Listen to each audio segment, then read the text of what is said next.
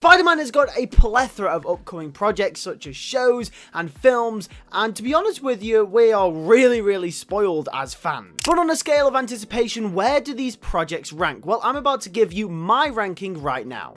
But before we get into that, if you guys are new around here, I want to urge you guys to subscribe to the channel. We're on the road to 30,000 subscribers. Join the best Spider-Man community in the entire world. I would love if we could push for that goal. But with that being said, let's get straight into the ranking. So I just want to preface, these are projects that are 100% going forward. These are shows and films that are definitely happening and have been greenlit, so it won't count for shows like Silk Spider Society, the animated Spider-Woman movie, which is supposedly meant to be happening as well. But for the shows that have been 100% greenlit, the script has been written, and actors have been cast, those are the projects that I'm going to be ranking. And coming in at 6th and last place is, unfortunately, some of you guys will have seen this coming, is Aaron Taylor Johnson's Kraven the Hunter. I think it's rather obvious why Kraven the Hunter is at last place and 6th on this list, because, well, the movie just looks really bland. Yes, Kraven is a really interesting character, and the way that Venom and Tom Hardy carried the first two and probably the last Venom film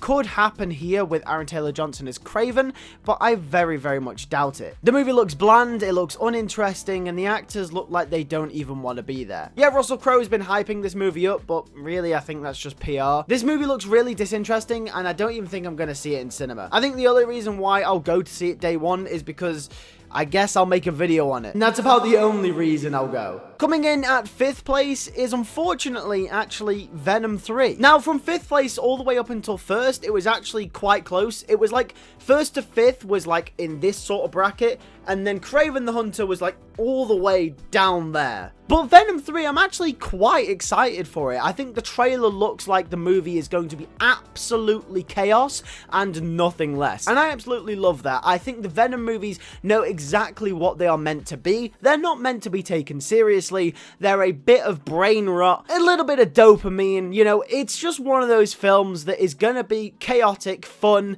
and you can switch your brain off and you can watch it and it's gonna be really fun. That's the type of movie Venom 3 looks to be, expanding upon that kind of feel and theme that they were trying to build throughout Let There Be Carnage. I think the first Venom film, in all honesty, tried to maybe be a little bit more serious and tried to take the franchise in a more serious direction with its tonality. But after they kind of realized that they hit a hidden gem with Tom Hardy as Venom and the dynamic that those two characters had, I think they thought, hey, we should just expand upon that and make these movies even more goofy. So I think that's the direction they're going in, and if that turns out to be true, then I am very excited for Venom 3. But story and quality wise, I don't really expect much from it, and that is why it is 5th on my list. Coming in at 4th on my list is Spider-Man Noir starring Nicolas Cage. Now, the more I hear about this, the more excited I get. The first I heard about this, I wasn't really too sure on how I thought and felt about it. If this was the noir show that got announced along with the Silk show, I'd probably have this underneath Venom 3, but now that I know Nicolas Cage is going to be starring in it, and we know it's going to be a sort of noir 1930s detective thriller, that gets me really excited. I can't wait to see what Amazon do with the Spider-Man noir character and this new fresh direction that they take him in. Either way, I don't really have much more to say about this show, but I am really excited to see it and see what Amazon and Sony can collaborate on to produce with Nicolas Cage. And who knows, if this version of the character is anything like the one from Into and Across the Spider-Verse, then we've got a winner on our hands. And coming in at 3rd place, maybe even slightly unexpected for some of you, is MCU Spider-Man 4. Now, don't get me wrong, I am really excited for the 4th installment of Tom Holland's franchise. However, there are a few things that worry me, which keep it from being the top of the list. The fact that there is a massive dispute going on with Sony and Marvel, it seems, every other week, with what director is going to be directing the film. They can't agree on a script. Tom Holland wants the movie to be this way, but then Kevin Feige and Amy Pascal want it to be a different way. They're conflicted on the villains. They're conflicted whether it should be a grounded or multiverse story. And all of these different things really worry me about the film, simply because I feel as though it might end up being an overstuffed mess.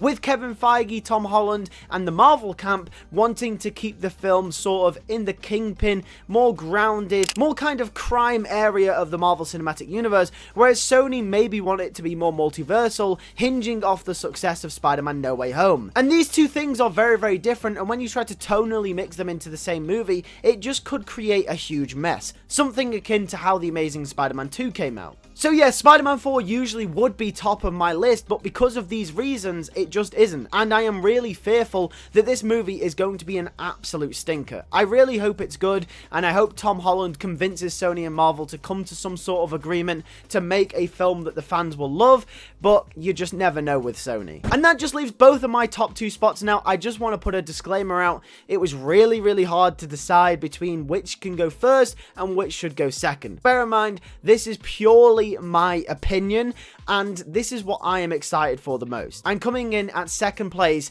is Spider-Man Beyond the Spider-Verse. Now put your pitchforks down and your torches and all that kind of stuff, okay? And hear me out. Yes, Spider-Man Beyond the Spider-Verse is probably going to be one of the best Spider-Man films of all time. But in terms of anticipation, I am more excited for Your Friendly Neighborhood Spider-Man. And I know that's a very controversial take, but hear me out. I think we all know that Spider-Man Beyond the Spider-Verse is going to be a good film if Across the Spider-Verse and Into the Spider-Verse are anything to go off of, but that's not why I'm excited for Your Friendly Neighborhood Spider-Man. Into and Across the Spider-Verse have set the groundwork for what we should expect in Beyond the Spider-Verse, and if we can expect more of the same, then that is absolutely awesome, and I cannot wait to see this film. However, Your Friendly Neighborhood Spider-Man looks like a very different and very out-of-pocket take on Spider-Man, something that we've never seen before. It's also worth mentioning as well, we haven't had a top-notch, top-quality animated Spider-Man show since 2008 when Spectacular Spider-Man came out. Some people will argue that Ultimate Spider-Man got better in its later seasons,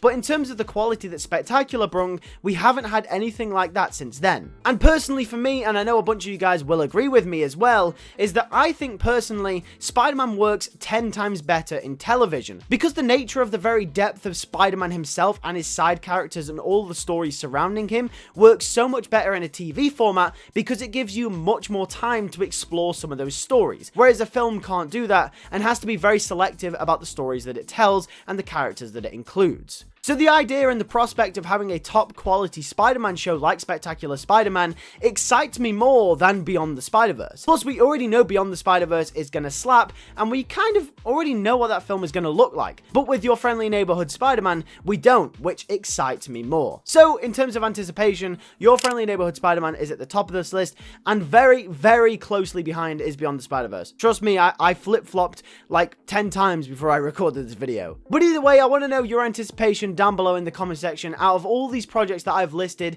what is your anticipated Spider-Man list? Give me your lists down below. Here you can watch my video on all the updates for MCU Spider-Man 4. Make sure to subscribe to the channel if you're new. Let's push for 30,000 subscribers. Also, if you want to support the channel, consider becoming a member and click the join button down below. With that being said, thank you guys for watching. I'll catch you guys in the next video. Take care and peace.